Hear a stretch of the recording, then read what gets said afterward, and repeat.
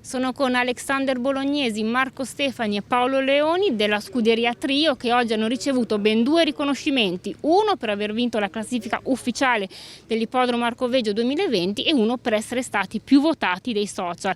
Beh Alex, correte comunque in casa perché voi siete comunque di Bologna, non proprio di Bologna ma comunque vicino, quindi ti chiedo comunque di presentare un po' la vostra scuderia.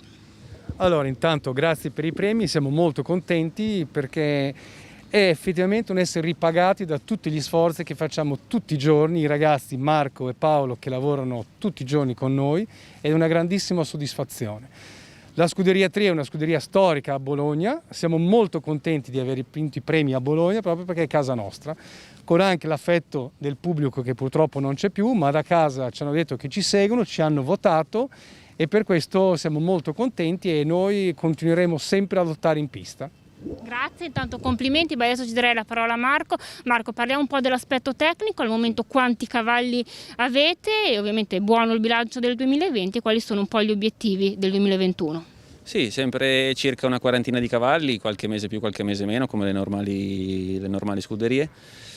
E buono il 2020, un grazie sicuramente al team che ci hanno dato la possibilità di creare Alexander e suo papà, Joris.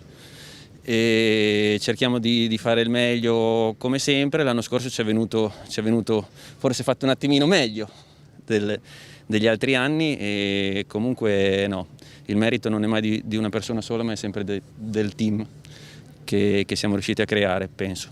Grazie. Paolo, chiedo anche a te un commento tecnico e anche fare un po' una carrellata di come organizzate il lavoro.